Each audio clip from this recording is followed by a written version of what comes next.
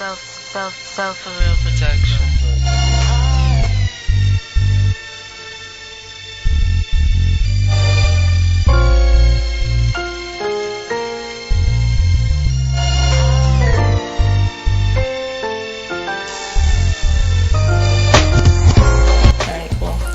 Yeah, so you just came back from Nigeria. Yes. How was that? Freshly back, it was amazing.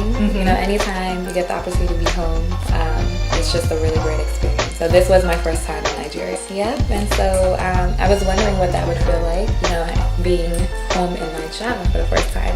And it was very familiar. You know, it just really felt like I had always had a piece of Lagos present in my life, and so that was a really great experience. You know, it's such a funny place, you know. And I just think about how smart Nigerians are, you know, just and how it manifests in different ways. You know, of course, I'm definitely still recovering from traffic. Like, put the faith in our driver, put the faith in our Lord, and I'm here today. And so, yeah, everything was great. Nigerians are not just smart; we pray a lot. So yes, and you know, you need those two things. Over that country. You need those two things.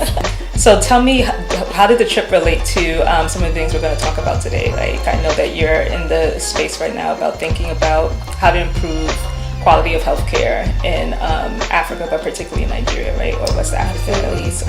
Did you see anything or noticing anything there when you went back home that just reinvigorated that passion? Absolutely. I think, you know, that's probably what I was most excited about observing. So with the work I've done, being that it was primarily based in Ghana, also have been able to kind of lay some groundwork in the Gambia. It was definitely interesting to see what types of unique parts of the healthcare system and ecosystem were present and how they functioned within Lagos. Yeah. So let's be more explicit about what you're doing exactly. Tell us about the Wellbox project. Absolutely. So the Wellbox project is an engagement engine designed to meet people where they are with healthcare products, resources, and services. So really being very comprehensive, and you know, it's no mistake that it's called the Wellbox. For me, I am trained as a healthcare administrator, and there's two ways you can go within that profession. You know, you'll see a lot of people who are in the field because they want to run hospitals, which is excellent. For me, I'm actually not really a fan of hospitals. I would love to keep people out of the hospital. Of course, my head is on a swivel, you know, just noticing, you know, where is actual access to healthcare services, healthcare products, asking, you know, my family. A great part of the trip was being able to visit with so many members of my family, and a lot of them are aging. A lot of them are battling new ailments that come with aging, and so of course here I come, you know, like, okay, well, how are you managing that? Where do you go? You know, different things like that. What I love about the work I'm trying to do is that it's always very community specific, and so for that reason, for it to work, you have to be intimately involved with the community, and you have to actually utilize resources within that community, right? So that means the people who are there. You know, there are systems that are in place everywhere, and so it's really a matter of how do I, you know, especially if it's a community I'm not necessarily a part of day to day, you know, how do I contribute in a way that is meaningful and beneficial to those who are there? And so I think, you know, when we think about African development, I know that's something that you know, we always try to keep at the forefront. How do we ensure that we are contributing in a way that's meaningful and appropriate? You know, given that we are coming a lot of times from the States or other places abroad, but we know that we have these types of missions within our heart to give back to the continent. Let's talk about how you just incorporated yourself. You're incorporated here in the States. Do you see yourself trying to incorporate on the continent? Which country? Why? Do you know what the legal procedures are like? Well, I would say that, you know, when we are ready to relaunch on the continent, we'll be consulting with Karfi. No, but I do think that, you know, organizations like Karfi, you know, like the specific niche that you are working within, I think that's critically important, because when I think about those types of things, I think that people who set out on initiatives like this, you know, like when you think about what it means to actually kind of try to do entrepreneurship, having, I guess, engulfed myself in this world for a little bit, like you realize, like, okay, there's a little bit of craziness that that comes with thinking that you can introduce something new. And so I think what is very interesting is that a lot of times we would try to do that on our own. I do not intend to. So I really do, I would lean on resources like the one that you have. So I'm looking forward to outsourcing that, and my recommendation would be that any entrepreneur did that. Anything you need, I think as far as resources, today there are so many.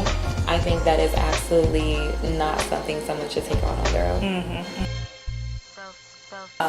I recently wrote an article in Face to Face about the herbalist, mm-hmm. and where's their role or where's their place in this growing industry of like naturopathic, I think is what it's called, medicine. So the cannabis industry that's growing right now in the United States, in some states where it's legal. Mm-hmm. We've been doing this stuff, like maybe if it's not cannabis, it's the other traditional herbs that we use. Where do we fit into that industry? Are we missing out of it, or did people like steal that from under our rug? Ooh, okay. So it sounds like you're asking kind of like from the economic boom of the wellness. Okay, mm-hmm. Yeah. So I definitely believe that that's something we've been doing well. Mm-hmm. Like we have been taking care of ourselves holistically well for a very long time. I remember laughing, this was years ago, but I was laughing, my mom called me because palm oil was featured on maybe like the doctors or something like that, and they were like, oh my gosh, this is a revolutionary new oil. It's gonna like help you with like heart health and just all these things. And so my mom's just like, oh my gosh, like now it's gonna be expensive. And it's like you literally can talk to people from every ethnic group and hear a story like that. Like mm-hmm. whether I was, speaking with an Indian friend about turmeric recently, mm-hmm. and that's something that's really trendy now. Mm-hmm. I was talking, just there's so many things that we have always had as a part of our culture, right? That are very valuable, and so that actually could take me on a whole other tangent, just talking about the cycles of development.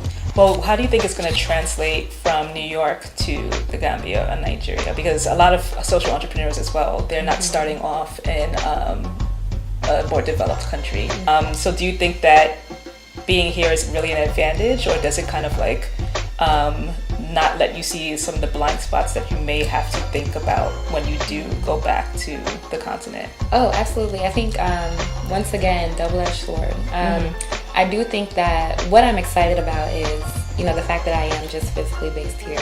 Okay. I love the idea to make the most out of it. Being that New York is an incredible place for tech startups, especially because we do want to kind of do this tech foundation. Mm-hmm. And so for me, thinking about it digitally, I love the idea of actually engaging over text, over email. Okay. Ultimately, I think it would be really great to engage with what we're aiming for, which is a mobile app, so that you're actually getting push notifications. Mm-hmm. And then once you get into the mobile app space, there's just, that's a huge opportunity. You think about integrations with social networks, you think about the way that you can actually look at maybe maps if you wanted to find a doctor near you. Mm-hmm. If you could look at reviews, you could participate in a whole gamut of things related to health and wellness. Right. And that's really what, the Wellbox project is about. Like, how do we actually kind of build up that healthcare ecosystem around the individual based on what they've reported as being important to them.